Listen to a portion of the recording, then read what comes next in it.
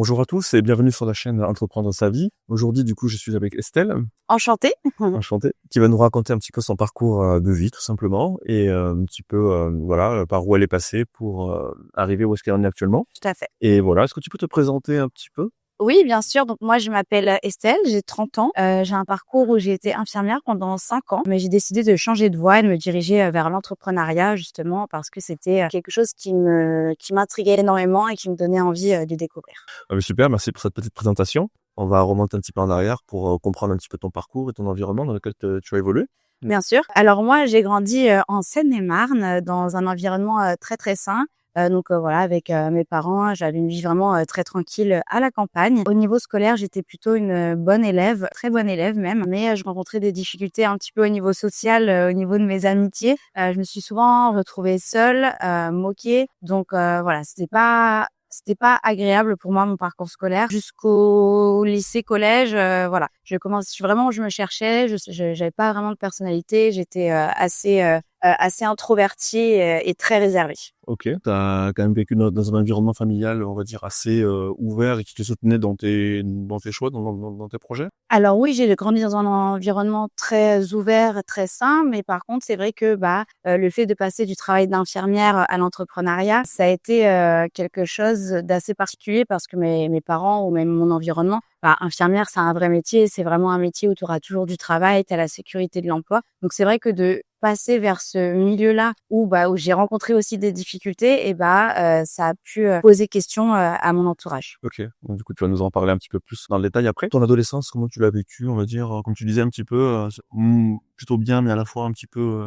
Oui, ça a été ce que j'étais bien entourée au niveau de ma famille et que voilà, mes parents m'ont toujours apporté tout ce dont j'avais besoin. J'ai une sœur, j'ai un petit frère aussi et voilà, on avait vraiment un cadre familial qui était super, j'ai rien à redire à ce sujet-là. Mais c'est vrai plutôt mon intégration au niveau scolaire. Même pendant mes études d'infirmière, je l'ai ressenti. J'avais peu d'amis autour de moi et même quand j'étais en stage, j'avais du mal à me faire accepter dans les stages. J'avais du mal à trouver ma place, vraiment à m'imposer en fait finalement et à révéler vraiment ma personnalité. Parce que donc j'ai porté un masque et j'étais toujours très lisse pour vraiment m'adapter à l'entourage qu'il y avait autour de moi, mais même si ça ne me convenait pas forcément. Ok, ouais, les fameux masques qu'on a tous plus ou moins mis à différentes phases de la vie pour pouvoir se faire accepter dans le groupe. Exactement. Donc à ce niveau-là, est-ce que tu te posais fortement la question de savoir qu'est-ce que tu voulais faire dans la vie ou pas? Est-ce que c'était un sujet pour toi principal ou non? C'était assez fluide? Oui. Ah non, moi je savais pas du tout ce que je voulais faire, et en fait, vu que mes parents, justement trouvaient que j'étais quelqu'un de très douce, très empathique, avec, pas mal de beaucoup de bienveillance, c'est vraiment eux qui m'ont dirigée vers ce Ok. travail-là. C'était pas, le métier passion, que je rêvais de faire. Par contre, c'était quelque chose qui me correspondait en fonction de ma personnalité et aussi en fonction de ma réussite au niveau de mes études. Voilà, j'ai commencé à faire ces études-là et c'était pas des études, faciles du tout. Ouais, j'imagine. Donc voilà, mais c'était pas une passion, dans un premier temps. D'accord, donc il y avait quand même une partie assez scientifique quand même, on va dire au niveau background, parce que pour être infirmière, il y a quand même de la médecine, il y a un petit peu de biologie, il y a un peu de tout ça. Exactement, j'ai fait un bac, ES, donc c'est ce qui me permettait effectivement, d'aller, directement vers le travail d'infirmière ou alors dans le milieu social. Enfin, donc tu viens de le dire, qu'est-ce qui t'attirait par rapport au métier? C'était ça, c'était tu savais pas trop, mais il y avait quand même, par rapport à ta personnalité, une envie d'aller peut-être soigner les gens Tout ou à fait. de te sentir utile aussi? Exactement. C'était vraiment le sentiment de se sentir utile et aussi le côté relationnel parce que moi, voilà, c'est assez fluide, de manière générale. Mon côté très lisse aussi me permettait d'avoir des bonnes relations avec, tout le monde et dans le soin, c'est vrai que moi j'aimais énormément passer du temps avec les patients, vraiment pouvoir, échanger, créer cette relation de confiance, que je pouvais retrouver. Le côté prendre soin des personnes aussi était, hyper intéressant mais, lorsqu'on est dans les services, on déchante, assez vite sur, la réalité de ce qui se passe, quoi. J'imagine, ouais, il y a l'expectation de ce qu'on imagine du métier et après il y a la réalité. Tout à fait. Ouais. Est-ce que tu avais fait des stages aussi peut-être, des stages, pour voir, en quoi consistait le métier avant de te lancer dedans ou pas du tout? Non, pas du tout. En fait, on fait directement nos premiers stages, durant, les études d'infirmière. Mon premier stage, je l'ai fait en psychiatrie. Alors je peux te dire que je me souviens, très bien de certaines anecdotes assez drôles et assez bizarres à vivre quand tu as 18-19 ans et que tu découvres déjà la nudité, le comportement des gens et qu'en plus moi j'étais un peu dans un cocon chez moi donc là c'était je prends un peu une petite claque quand tu arrives dans ce milieu-là. D'accord, donc première claque comme tu dis si bien, de la réalité par rapport au monde du travail, tout simplement. Ouais. Et après s'habituer peu à peu à cet environnement, avec ses avantages, ses inconvénients, mais enfin, il y avait l'aspect social aussi qui te plaisait bien? Ouais, il y avait l'aspect social, il y avait de pouvoir aussi on rencontre la mort, on rencontre les difficultés sociales des gens.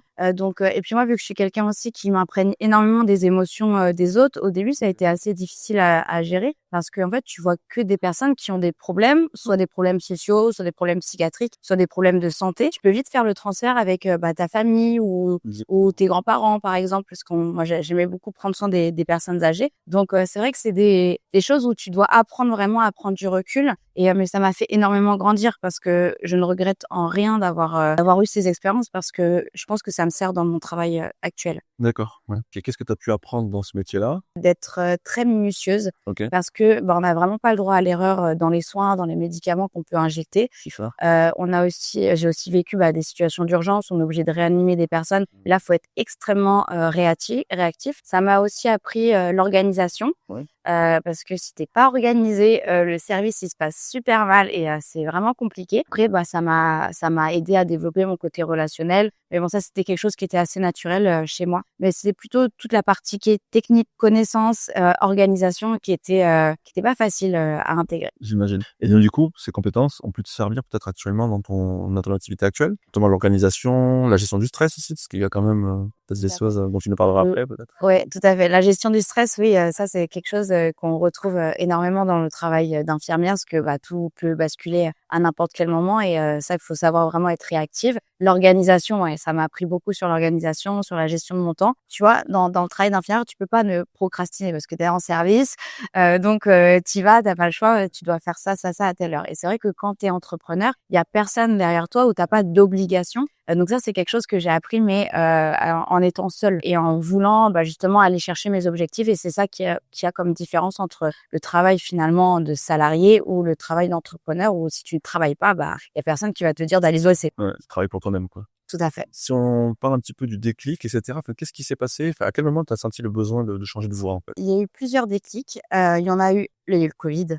Ouais. Il y a eu le Covid évidemment, mais c'est pas le Covid en lui-même en fait qui m'a donné le déclic, c'est plutôt le style de vie que j'avais. À ce moment-là, j'habitais avec un ex-copain et en fait je me disais: «Mais qu'est-ce que je fais dans cette vie-là en fait?» Je gagne ma vie mais rien d'exceptionnel, je ne voyage pas et en fait à ce moment-là, je me suis dit: «Mais je ne veux pas de cette vie-là» et c'est vraiment ça m'angoissait en fait limite et en plus bon la relation n'était pas des plus fluides donc c'est ça qui m'a causé le déclic. D'accord, OK. Donc du coup, tu t'es dit: «Voilà, j'ai besoin d'un gros changement, je me pose de nouveaux objectifs, de nouvelles envies et comment je peux les atteindre?» Notamment le voyage, un peu plus de liberté aussi, Exactement. tu vas nous parler, de ce que tu fais actuellement, en fait, comment tu es passé, du coup, du salariat à entreprendre à ton compte, en gros? Et Exactement. comment s'est passée cette transition? Est-ce que c'est fait de façon fluide, simple? Il y a eu Non. des galères? Oui, il y a eu des galères parce que je me suis pas lancée dans l'entrepreneuriat, parce que, il y a eu le Covid et parce que je ne savais pas du tout comment m'y prendre. Donc j'ai surtout rencontré des personnes, que j'ai vues faire et là je me suis dit: «Mais waouh, il y a un autre monde qui existe» et c'est vraiment là, à partir de ce moment-là où j'ai eu ce déclic parce que, j'ai rencontré une personne qui était dans l'investissement, qui investissait dans plein de domaines, qui entreprenait. Un événement? Enfin, je te coupe, mais c'est pour savoir un petit peu le contexte. Non, non, c'était pas du tout, lors d'un événement, c'était, dans mon cercle Connaissance. social, voilà, Ouais, exactement très bien. et ça m'a beaucoup inspirée et le Covid plus les rencontres et le fait de voir qu'il y a autre chose qui existe, c'est là que ça m'a vraiment donné, le déclic Le pour, déclic, OK. pour pouvoir, Tu t'es me dit: lancer. «OK, j'ai rencontré une personne qui est dans tel état de enfin, qui en est là, qui est entrepreneuse, qui gagne bien sa vie, qui surtout s'éclate dans ce qu'il fait en apparence» et du coup, ça t'a donné, l'envie et la motivation de te dire, «Pourquoi pas moi, quoi, aussi, je peux y aller». Exactement. Alors ça m'a pas vraiment donné l'envie, la motivation, c'est surtout que j'étais beaucoup plus ouverte aux opportunités et ce qui s'offrait à moi. Et donc c'est vrai qu'à ce moment-là, je me disais je vais voir ce qui est possible, je vais me renseigner et surtout s'il y a quelque chose qui se présente à moi, je vais étudier. Alors naturellement, quand j'étais infirmière, je me serais dit je me serais même pas posé la question en fait. Ça aurait été non, je suis infirmière en fait. Oui. D'accord. Donc et là, en fait, c'est eu cette ouverture d'esprit qui m'a permis après, de rencontrer des personnes et de vraiment m'ouvrir, aux opportunités. Est-ce que tu as vécu, du coup, des difficultés à ce moment-là ou des échecs ou quelque chose comme ça? Oui, en fait, quand j'ai, commencé, à m'intéresser à tout ça, j'ai travaillé avec une entreprise, et j'ai perdu beaucoup d'argent. J'ai perdu 20 000 € et c'était une très grosse somme, Très pour moi. intéressant. En plus, cette entreprise m'avait permis d'arrêter mon travail d'infirmière. Donc je commençais à avoir cette liberté et à aller vraiment chercher, mon but. Sauf que, bah, à un moment donné, tout s'est arrêté et ça a été une période très difficile parce que déjà ton ego, il prend un coup, énorme. Ouais, j'im Il prend un coup énorme et tu te dis: «Bon, bah, retour, à ce que j'ai essayé de quitter en fait pendant cette année-là. J'ai repris mon travail d'infirmière, j'ai remis la blouse en tant qu'intérimaire parce que ça m'offrait quand même plus de liberté. Et à côté de ça, j'étais quand même dans l'objectif de développer des projets parce que c'était hors de question. Maintenant que j'avais goûté en fait à cette liberté, que je recommence en tant qu'infirmière, en tout cas pour toute ma vie. Donc D'accord. j'étais encore dans la recherche de projets. D'accord, c'est super intéressant ce que tu partages parce que, du coup, tu as eu, tu vécu un premier échec entre guillemets dans ton lancement vers l'entrepreneuriat, douloureux financièrement et aussi pour le niveau de l'ego, j'imagine. Et malgré ça, te dire: «OK, bah, je lâche l'affaire et je repars dans mon truc d'avant» ou je me réfugie un petit peu dans ce que je connaissais. J'y vais, mais de façon temporaire pour mieux rebondir derrière. Donc tu avais quand même l'objectif de repartir. C'était pas négociable. OK. C'était, pas négociable. C'était évident que, après cet échec-là, j'allais reprendre, et que j'allais rebondir et j'étais encore plus ouverte aux opportunités. Surtout, j'étais, vraiment dans la recherche cette fois-ci. D'accord. C'était, bah, qu'est-ce que je vais pouvoir faire? Comment je vais pouvoir me débrouiller pour, pouvoir entreprendre et découvrir aussi et me rapprocher des bonnes personnes? Parce que le réseau, c'est ça moi aussi qui m'a permis justement de me lancer dans mon nouveau projet. C'est en connaissant les bonnes personnes et en tant qu'infirmière, je me rendais pas compte du tout de l'importance, du réseau parce que voilà, j'avais mes amis, mon cercle restreint, on faisait les mêmes soirées, très ennuyantes maintenant à mes yeux. Et le réseau maintenant que je me suis fait m'a permis justement d'aller vers ces objectifs. Tu abordes aussi un sujet qui est intéressant, c'est, l'entourage. Du coup, à l'époque, ton entourage était, pas forcément intéressé par tout ce qui était business, par tout ce qui était entrepreneuriat? Pas du tout. J'ai eu des groupes d'amis où je m'ennuyais beaucoup en fait, quand c'est marrant parce que des fois on regarde sur son téléphone les soirées qu'on a passées et quand je les regarde, je me dis: «Mais vraiment, j'y allais à reculons en fait, mais je savais pas pourquoi je ressentais ça, je me comprenais pas trop, mais c'est juste que j'avais besoin d'être stimulée, de rencontrer un autre univers et maintenant il y a pas une seconde où je m'ennuie parce que quand j'ai des conversations lors des événements que j'organise ou des événements auxquels je vais, je suis impatiente et c'est extraordinaire en fait les rencontres et les échanges qu'on peut avoir. Ouais, c'est vrai qu'il suffit de des fois une rencontre ou 2 lors d'un événement pour déclencher, pas mal de choses. Tout à fait. D'accord. Est-ce qu'à l'époque, tu étais déjà sur les réseaux sociaux? Oui, j'étais sur les réseaux sociaux, mais j'avais mon petit compte Instagram, avec, mes photos, personnelles, donc j'avais pas vraiment, de réseaux sociaux et j'ai décidé de le développer donc j'ai commencé à faire, des réels, à poster, mais ça m'a valu quelques moqueries, de par, mon entourage. Tu peux nous en parler un petit peu, Ouais. Mmh. Bah, c'est vrai que lorsqu'en fait, tu commences à faire des choses différentes, dans ta vie, les gens ne comprennent pas. Exactement. Alors, il y a plusieurs choses. Soit il y a des personnes qui sont malveillantes et bah, elles sont juste, en train de se moquer, parce qu'elles ont rien de plus intéressant à faire, je pense. Ou alors tu as des personnes, qui t'aiment, donc tes parents, tes amis, qui voient le fait que tu prends des risques, en fait. Et c'est surtout ça, que voilà, qu'il faut savoir différencier entre les personnes, qu'il faut vraiment faire le tri et qui sont pas là, pour, t'élever ou les personnes qui sont inquiets pour toi et qui veulent juste te protéger. Donc voilà. Après, j'ai gardé, des amis, des quelques amis, sur qui je peux énormément compter et puis après, tout le reste, ça a disparu. Ouais, d'accord. Donc t'as fait l'expérience t'a permis de faire le tri, dans les relations que tu avais et aussi de passer par-dessus le fait de se dire: «OK, là, il se moque de moi parce que j'ai eu un échec ou parce que j'ai voulu me lancer et que ça change de ce que de ce dont j'étais habitué à voir Mmh. et malgré tout, je trace ma route», c'est ça? Tout à fait. J'ai même une anecdote à te raconter. Il y a pas si longtemps que ça, il y a une personne qui m'a écrit, sur, Instagram que j'avais justement dans mon ancien groupe d'amis et cette personne m'a insultée, m'a dit que j'avais changé. Mais ma réponse est: «Mais oui, évidemment que j'ai changé. J'avais 20 ans, maintenant j'en ai 30. J'ai dit: «C'est évident que j'ai changé et heureusement parce que moi j'ai pas Ouais. envie de rester où j'étais à 20 ans parce que c'est pas un bon signe de se dire qu'on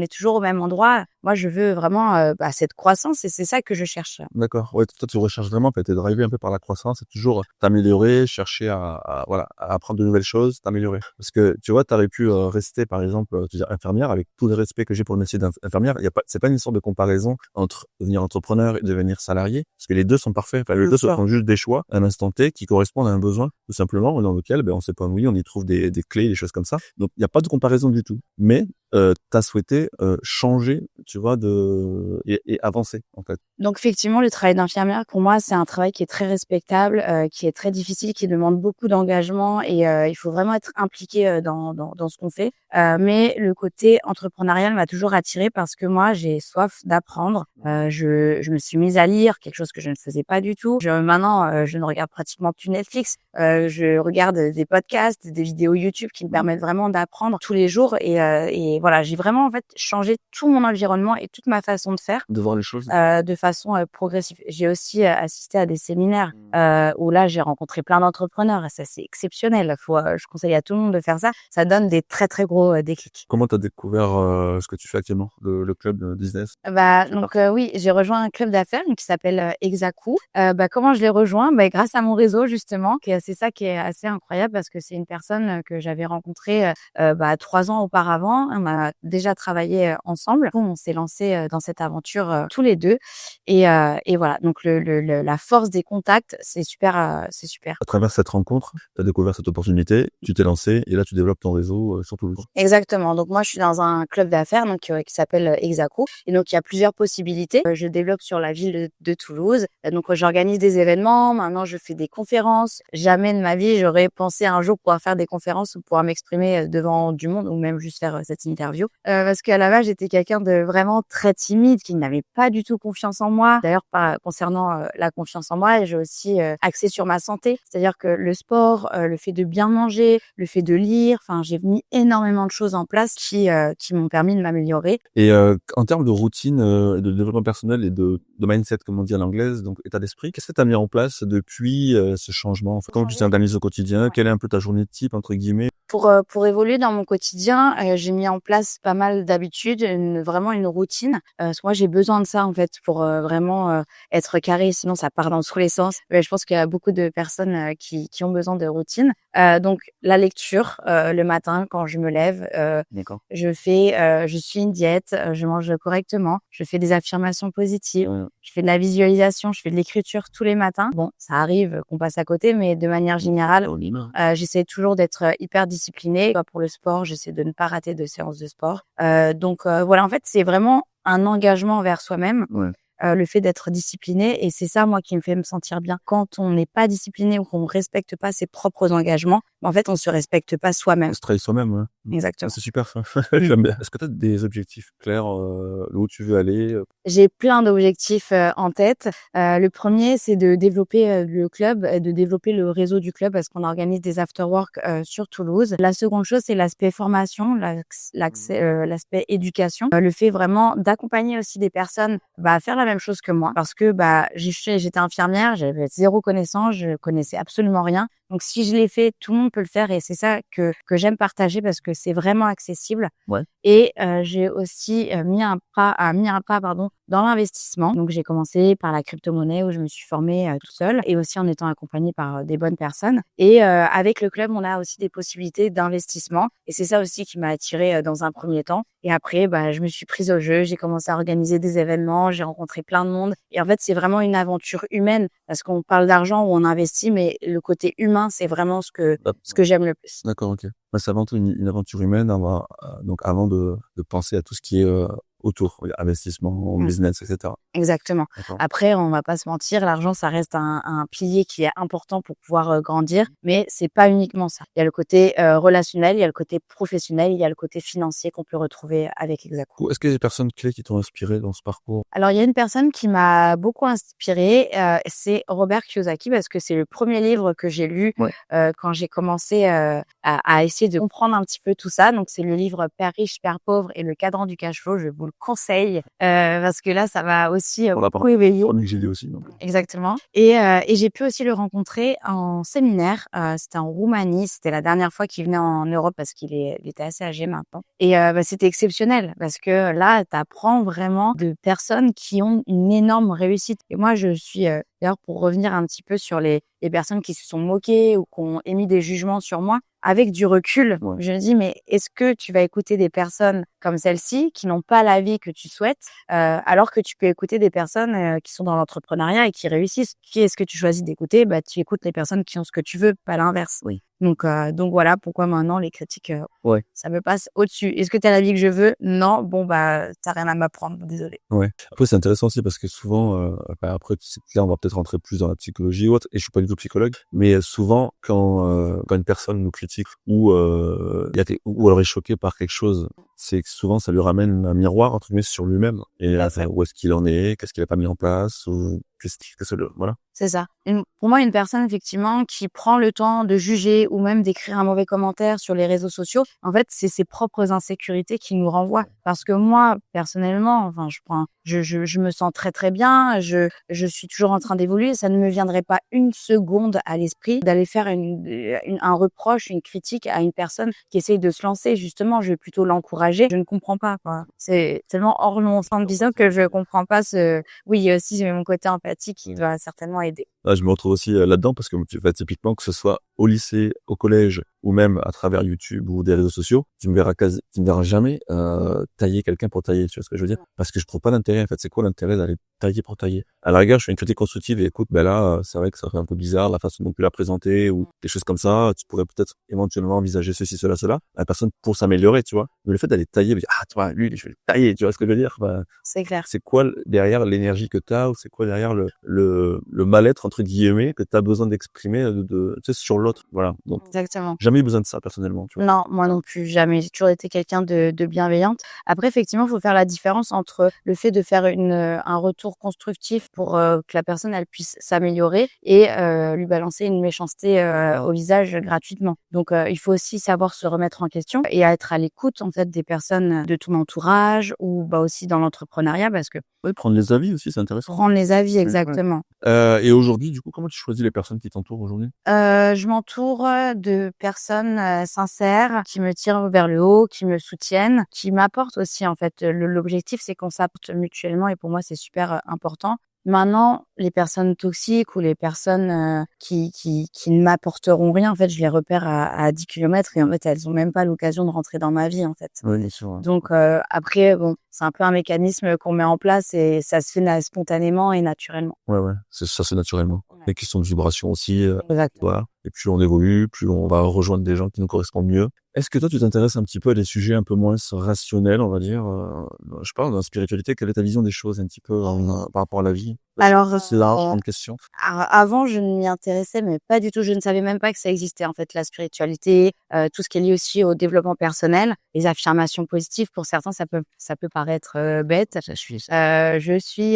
Je vais réussir à tout ce que j'entreprends, par exemple. Pour certains, ils pensent que ça ne va pas avoir d'impact, mais si, ça a énormément d'impact. Donc moi, je suis très ouverte à ça. Tout ce qui est, taux vibratoire, les énergies, s'entourer justement de personnes positives, visualiser sa journée, penser qu'on va réussir parce que si et d'ailleurs avant j'étais quelqu'un d'assez négative et je voyais plutôt le verre, vide que plein Ça, c'est et ça c'est un sacré problème quand on veut évoluer. Donc maintenant je vois les choses, tout à fait, différemment. J'aime bien ce sujet parce que tu vois, pareil que toi, depuis peu aussi, je me mets à faire des affirmations positives et je trouve que juste le fait de faire ça, ça te met dans une énergie qui est totalement différente et je vois beaucoup plus le verre plein plutôt que le verre vide. Ouais, Ça me parle beaucoup ça, tu vois? et même, d'une journée à une autre, quand ça m'arrive de pas le faire, parce que peu importe, j'ai pas le temps, je ressens, que ma journée, elle est très différente et que je suis pas dans la même énergie. Pas le même énergie. Donc j'essaye souvent de visualiser, de me dire: «Ouais, ça va être une super journée, tout va bien se passer, tu vas réussir à faire ce que tu veux et tu vas être productive». Ouais, et du coup, quand on s'est croisés, tu sais, à l'événement de Paris, je t'ai vu, discrètement répéter des affirmations, tu vois? Du coup, ça t'aide ce genre de petite routine, Exactement. juste avant de monter sur scène, par exemple? Oui, c'est vrai que le fait de monter sur scène, pour moi, c'est pas du tout, naturel. Ouais. C'est un exercice qui est très, très difficile, pour moi. Donc effectivement, sur mon téléphone, je me note, des affirmations positives. Je les lisais, avant de passer sur scène et on s'est croisés à ce moment-là et donc c'est vrai que c'est marrant que tu me poses la question et oui, ça m'a beaucoup aidée parce que justement, c'était, la meilleure prestation que j'avais faite, depuis que j'ai commencé à parler Jusqu'à la prochaine. jusqu'à la prochaine, évidemment. De Ça va. toute façon, on s'améliore chaque jour. Non, mais c'est top et du coup, tu te vois, toi, avec le recul, tu te vois évoluer, en fait, tu te vois changer, de façon rapide, en gros? Là, oui, honnêtement, je vois énormément le changement parce que quand j'étais infirmière, j'aurais pas imaginé une seule seconde pouvoir prendre le micro et parler devant 200, 300 personnes. C'était même pas envisageable, même pas imaginable. Oui, maintenant, avec le recul et les 3 années de travail sur moi-même, je commence à voir vraiment une belle évolution. Mais c'est vrai qu'au début, en fait, quand on commence à faire les efforts, bah, c'est assez ingrat parce que on voit pas forcément les résultats. Ça paye pas forcément. Au début, je gagnais très peu d'argent. C'est juste la répétition et le fait de ne jamais abandonner qui fait que tu vas réussir. C'est pas la motivation ou ce genre de choses, c'est vraiment ne jamais baisser les bras et les résultats, ils arrivent pas immédiatement. Il y a l'effet boule de neige qui se met en place Mmh. et au début, c'est difficile on dit, par rapport au doute, par rapport à l'envie d'arrêter peut-être des fois ou autre. Mais plus on continue, on se discipline un minimum, l'effort paye toujours, quoi, globalement. Après, ça fait un petit Exactement. bateau, mais globalement, on le constate. Ce que j'aime bien dire comme phrase, c'est que les personnes qui ne réussissent pas, c'est celles qui abandonnent. Parce qu'en fait, si tu répètes des actions, à un moment donné, ça va forcément payer. Et ce qu'il faut savoir, c'est que dans l'entrepreneuriat, des grands entrepreneurs, il y en a pas un seul qui n'a pas eu d'échec. C'est en fait, ça fait partie du chemin et il faut apprécier ce processus, apprécier ce chemin pour justement aller vers ses objectifs. Quelle est ta plus grande fierté depuis que tu as changé de vie globalement? Enfin, changer de vie, c'est un grand mot. C'est sur un chemin. Ma plus grande fierté, depuis que j'ai commencé dans l'entrepreneuriat, c'est vraiment le fait que mon état d'esprit, il a changé. Je suis quelqu'un de beaucoup plus positif. Je suis une personne, voilà, qui a envie d'entreprendre, qui a envie de prendre des risques, qui n'a pas peur justement de se lancer. Et en fait, j'ai vraiment l'impression que ma personnalité, elle a changé. C'est-à-dire que vraiment la Estelle infirmière et la Estelle de maintenant, c'est 2 personnes qui sont complètement différentes. Ouais, ça c'est top parce que pouvoir avoir se revoir avec le recul sur la petite Estelle déjà en enfance, mais aussi enfin l'Estelle d'avant, juste avant la transition, se revoir, ça peut être assez intéressant Ouais, je pouvais pas imaginer. pour comparer l'évolution et Mmh. voir le chemin un petit peu, quoi. Et c'est que le début, j'imagine. Exactement. En plus, le chemin est très long. Je vais pas m'arrêter là. Et en parlant de ça d'ailleurs, quelles sont tes ambitions futures à venir là? Alors mes ambitions, ça va être vraiment, de développer, le club d'affaires Exacou pour pouvoir vraiment développer mon réseau. Ce que je souhaite aussi, c'est vraiment accompagner un maximum de personnes vers ce chemin-là, vers l'entrepreneuriat ou alors, vers l'investissement parce que c'est hyper important de se protéger avec l'inflation et tout ce qui se passe,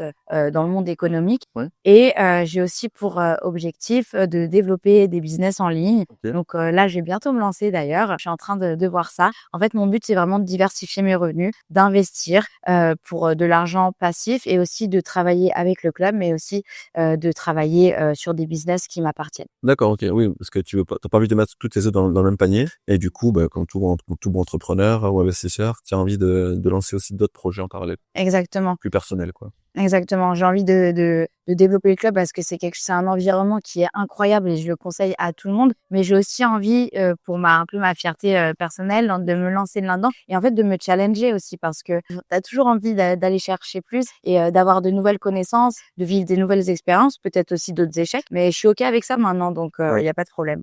T'as une relation à l'échec qui s'est améliorée, qui est différente. Tu vois plus comme comme presque un bonus, comme une expérience tout simplement. Et Exactement. ce qui va pas te bloquer, mais au contraire, tu dis ok, bah là j'ai pas réussi. Qu'est-ce que j'en ai appris et vers où je vais maintenant, quoi. Comment je l'utilise pour avancer. C'est ça. Pour moi, les échecs, c'est des apprentissages finalement.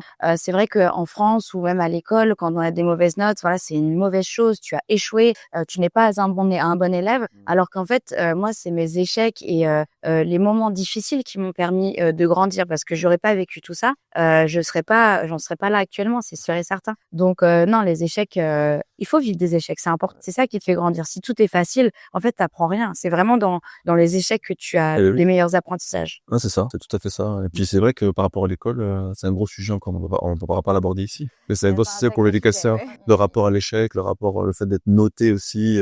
Il y a pas mal de gens qui sont en train de créer de nouvelles initiatives en termes d'éducation pour éviter de noter les enfants, mais plus les inviter à s'auto, pas noter, mais à S'auto-évaluer évaluer. Voilà. Et puis que l'échec, ça fasse partie aussi du processus, en fait, d'apprentissage. donc, super. Et si tu devais conseiller quelqu'un qui, comme toi, se pose des questions sur son parcours de vie et aimerait bien sauter le pas, alors que son projet n'est peut-être pas encore défini, qui se pose des questions, qui a envie de sauter, qu'est-ce que tu pourrais lui... Alors moi, ce que je conseillerais, à une personne qui a envie de commencer, à entreprendre ou qui a envie justement de changer de vie ou d'investir, la clé, c'est d'être accompagné. Pour l'avoir fait sans accompagnement, bah, on fait des erreurs et on peut risquer gros. Donc vraiment l'environnement, c'est vraiment la clé pour pouvoir réussir et surtout, bah, oser parce que si on n'ose pas, on ne fait jamais rien et on reste dans sa zone de confort et il y a pas mieux, en fait, que de sortir de sa zone de confort pour aller explorer, de nouveaux objectifs. Ouais, la zone de confort qui peut devenir, Une vers prison. une prison et rendre malheureux à terme. Exactement. Oui, la zone de confort, c'est un sacré sujet, hein. On a pas mal de choses, à dire, mais c'est vrai que, bah, malheureusement, des fois, on se satisfait, d'une zone qui est confortable, mais pas tant que ça finalement Pas tant parce que ça. que, voilà, c'est un confort qui est, Confortable. c'est un confort inconfortable. Par contre, d'aller chercher des nouvelles expériences, c'est ça qui est extraordinaire et qui nous font grandir. Est-ce que tu veux rajouter quelque chose peut-être? Tu avais, un sujet en particulier à aborder? Bah, écoute, à part, qu'il faut oser, il faut, se lancer et s'entourer de bonnes personnes, pour pouvoir, évoluer, voilà. Je souhaite à tous de se lancer, et c'est tout. Bon, bah, super, mais merci beaucoup pour ton partage, pour ton parcours inspirant. Si on veut te suivre sur les réseaux, du coup, je mettrai dans la description, Ouais. du coup, bah, le lien vers ton Instagram, c'est ça? Mon Instagram, mon LinkedIn aussi, OK. voilà, Et avec grand pour plaisir. les gens puissent te suivre, ça va pouvoir évoluer, et puissent s'inspirer de ton parcours. Super, c'est parfait. Bah, merci beaucoup à Merci toi beaucoup à pour, toi ce pour cet super, échange. interview. Et bien sûr, on remercie, The Social Hub pour, ce magnifique lieu avec, bon, c'est dommage pour la vidéo, on le voit pas, mais on a un magnifique Concorde au-dessus de nous. Un lieu, ouais, très, très agréable, très chaleureux, très jolie déco. Niveau déco, ouais, top. Donc franchement, Au top. merci à Merci Social Hub. beaucoup.